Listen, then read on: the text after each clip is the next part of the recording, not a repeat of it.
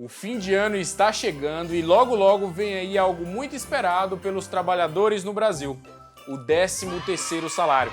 Todo ano, essa época, esse é um dos assuntos mais questionados aqui na Econet. Para você não ficar com dúvidas, hoje a Econet explica, tintim por tintim, o cálculo da primeira parcela do 13º. O 13º salário ou gratificação natalina é um salário extra a que os trabalhadores têm direito. Vai levar em conta o tempo trabalhado durante o ano. O regramento pode ser visto a partir do artigo 78 do Decreto 10.854 de 2021. Como eu falei na introdução, hoje vou mostrar para você o cálculo detalhado da primeira parcela. Isso porque o 13º é necessariamente pago em duas parcelas. A primeira delas deve obrigatoriamente ser paga até o final do mês de novembro. A partir de fevereiro, o pagamento dessa parcela já pode ser antecipado. Já a segunda parcela deve ser paga obrigatoriamente em dezembro, até no máximo dia 20. Posso pagar o 13º integralmente antes de dezembro? A rigor, não pode. Não! A legislação não autoriza. É sabido que alguns empregadores fazem isso. Inclusive, existe um procedimento no E-Social para informar essa parcela de forma integral. Mas, por mais que exista esse procedimento no E-Social,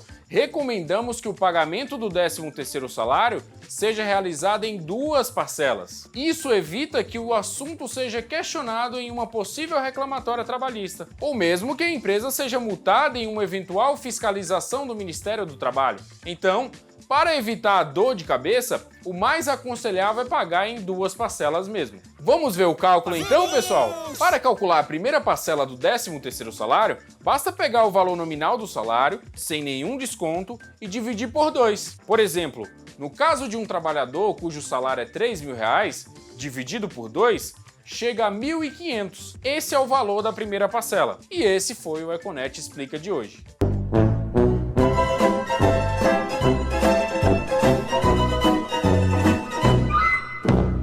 Calma, tô brincando. Lógico que tem muitos outros fatores a considerar nesse cálculo. Mas, para aqueles que trabalharam os 12 meses do ano e não entraram em nenhuma das regras específicas das quais vamos falar, o cálculo é esse mesmo que comentei. Basta dividir o salário nominal pela metade. Os descontos serão efetuados todos depois, no momento do pagamento da segunda parcela. Mas vamos ver com calma as situações que podem acontecer e que vão afetar esse cálculo. Parênteses aqui. Em relação ao FGTS, esse sim é recolhido em cada pagamento, por competência. Mas o FGTS não afeta o cálculo do 13º salário em si e do valor a ser pago ao empregado. Então não vamos entrar nesse mérito nos exemplos que veremos logo a seguir. Fecha o parênteses. Bom, para ficar mais fácil para você visualizar esses cálculos detalhados, vamos abrir o simulador de cálculos do 13º salário Econet. Ele está de cara nova, acabou de ser relançado. Todos os assinantes Econet já podem acessar. Se você quiser conhecer, link na descrição. Vamos começar verificando esse exemplo mais simples dentro do simulador. Só para confirmar, selecionamos a opção mensalista. Não marcamos a opção deseja calcular a segunda parcela, já que hoje estamos calculando somente a primeira parcela. Jornada mensal, vamos colocar o mais comum, 220 horas por mês, que é o equivalente a 44 horas semanais. Salário fixo, R$3.000.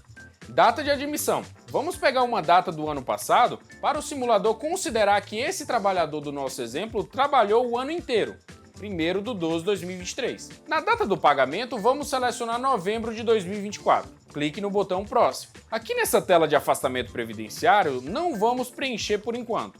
Clique em próximo novamente. Agora vai abrir essa tabela aí para você indicar as faltas e os feriados adicionais. Note que cada mês tem um número aqui na coluna dias não úteis. Isso é a contagem dos domingos e também dos feriados nacionais. Caso naquele mês haja um feriado regional na localidade da empresa, seja estadual ou municipal, você vai acrescentar aqui. Por exemplo, 25 de janeiro é o aniversário da cidade de São Paulo e é um feriado municipal na capital. Então, se a minha empresa está na capital paulista, vou acrescentar um dia não útil aqui em janeiro. Vou mudar de 5 para 6 dias não úteis. Mas sábado para mim não é um dia útil, porque eu não trabalho no sábado.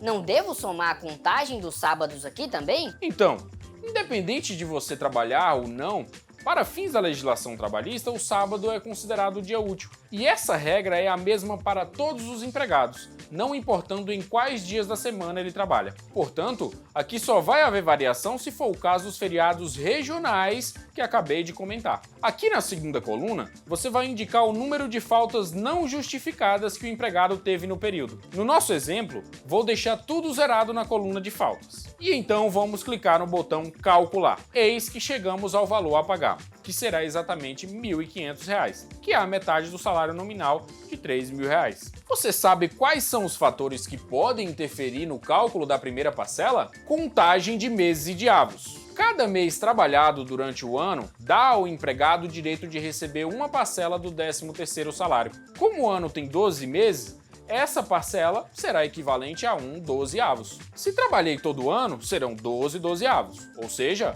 salário integral. Lembrando que as férias contam como se fosse um período trabalhado, ok? Quando a pessoa é admitida no decorrer do ano, essa contagem levará em conta quantos meses a pessoa trabalhou para a empresa naquele ano. Imagine que você contratou uma pessoa para trabalhar na sua empresa a partir do dia 3 de junho. Então teremos como meses trabalhados junho, julho, agosto, setembro, outubro, novembro e dezembro. Só que, se a contratação foi feita durante o ano, ele conta somente até o mês do pagamento.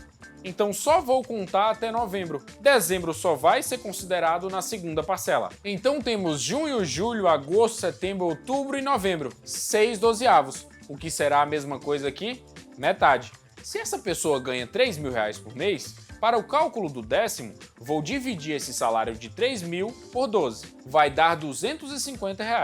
Multiplico por 6 e chego a uma base de cálculo de R$ 1.500. Metade desse valor, R$ 750, será o valor da primeira parcela. Vamos conferir no simulador da Econet? Aqui todos os valores devidamente preenchidos. Nem vou preencher nada na parte de afastamento previdenciário e nem na contagem dos dias úteis. E aqui é a tela final e o valor de R$ 750. Nossa conta está certinha. Detalhe importantíssimo: se a pessoa entrou durante o mês, você tem que avaliar em qual dia foi admitida.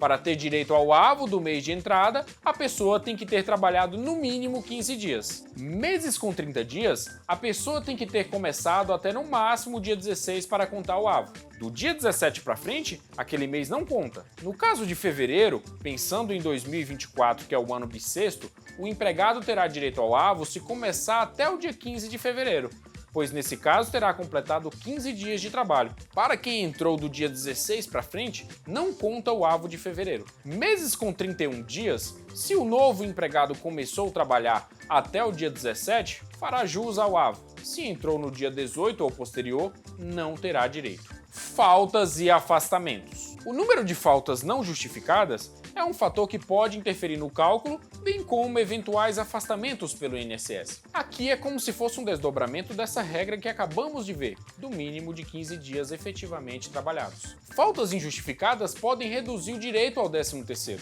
Isso acontece quando, somando todos os dias trabalhados no mês, o total fica abaixo de 15 dias. Já as faltas justificadas serão consideradas como se fossem dias trabalhados para o cálculo do 13º.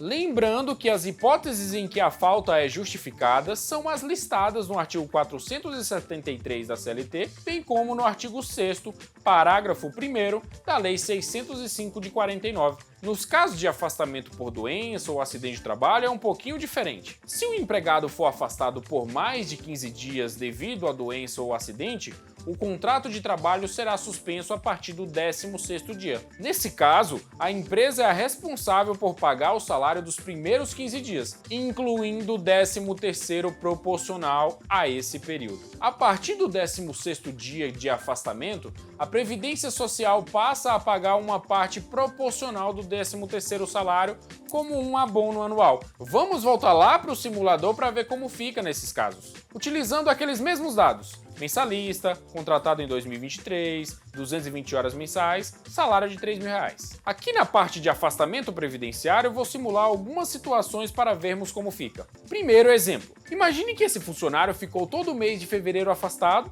mas retornou no início de março, no dia 1º. Note que o sistema já calcula aqui o total de dias de afastamento, que nesse exemplo será igual a 29 dias. Aqui na próxima tela não vamos alterar nada.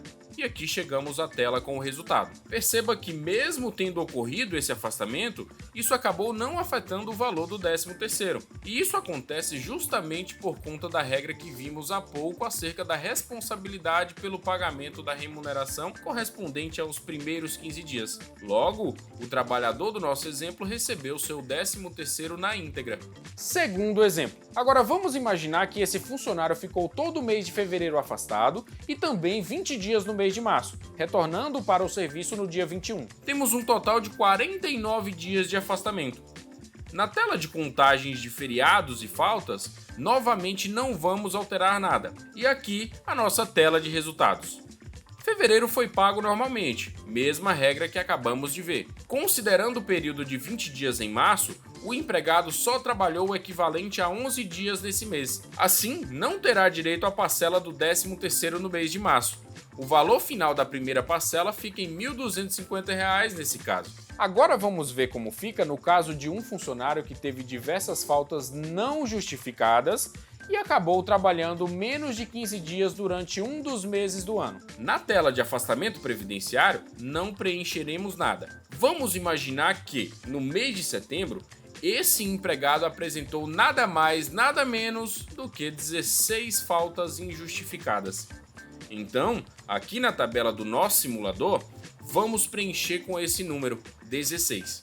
O sistema irá considerar que foram trabalhados menos de 15 dias nesse mês de setembro e, consequentemente, o empregado perderá o avo relativo àquele mês.